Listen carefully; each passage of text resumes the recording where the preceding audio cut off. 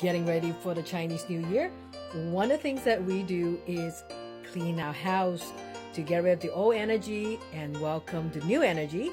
And we actually have a specific cleaning schedule.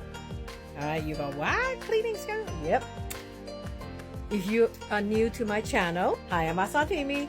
I am a feng shui coach. I use feng shui to help my clients to get what they want.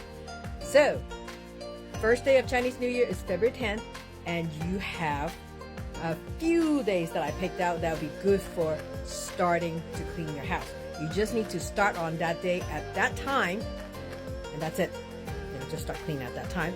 And there's certain animal that you cannot use it at that time. So you need to plot your BaZi chart, which it's in bio.asantini.com. I will link it in the description as well. And you might want to screenshot this. Happy New Year. Follow for more real feng shui tips.